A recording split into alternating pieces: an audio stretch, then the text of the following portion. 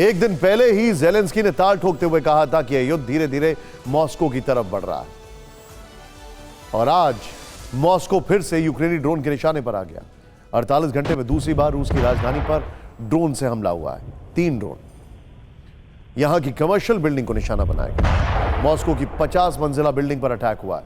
21वीं मंजिल से ड्रोन टकराया। जान माल का नुकसान नहीं हुआ है, लेकिन रूस बौखलाया है और उसने इसे यूक्रेन का आतंकी हमला करार दिया है।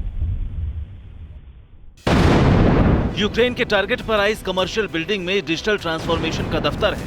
ये इमारत निशाने पर आई तो रूस में हड़कंप मच गया। वैनकोवो एयरपोर्ट को फौरन बंद कर दिया गया। एयरपोर्ट से सभी फ्लाइट्स कैंसिल की गई। इमरजेंसी सर्विस को तुरंत एक्टिवेट किया गया।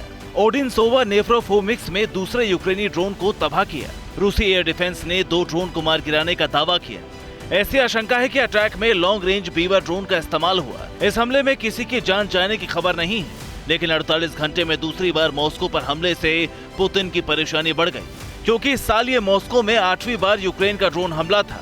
इसलिए सवाल गंभीर उठे कि यूक्रेन के सीक्रेट एजेंट मॉस्को में दाखिल हो चुके हैं और वही ड्रोन अटैक के जरिए मॉस्को में बारूदी कोहराम मचाने की साजिश रच रहे हैं।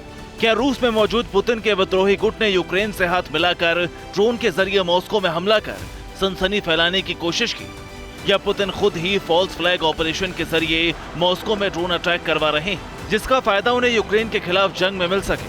खास बात यह है कि इस हमले से पहले ही पुतिन के करीबी दिमित्री मेदवेदेव परमाणु युद्ध की चेतावनी दे चुके हैं। रूस के लिए सिर्फ मॉस्को की सुरक्षा ही चिंता बढ़ाने वाली नहीं है, बल्कि ब्लैक सी में यूक्रेन की एक्टिविटी भी टेंशन दे रही है। रूस ने ग्रेन कॉरिडोर पर अपने वॉरशिप तैनात कर दिए हैं। इसके पीछे सीधा मंसूबा है, अगर कोई भी जहाज वहां से गुजरने की कोशिश करता है तो रूस उसे खदेड़ सके। लेकिन रूस को जवाब देने के लिए यूक्रेन ने अब पलटवार किया। कहा जा रहा है कि यह काउंटर अटैक असल में यूक्रेनी अनाज पर हो रही रूसी एयर स्ट्राइक्स का नतीजा है। रूसी एयर स्ट्राइक में 1.8 लाख टन अनाज नष्ट हो चुका है। सिर्फ 9 दिन में 1.8 लाख टन यूक्रेनी अनाज नष्ट हुआ है। रूस यूक्रेन के अनाज स्टोरेज डिपो को टारगेट कर रहा है, यह दावा यूक्रेनी विदेश मंत्रालय ने किया है।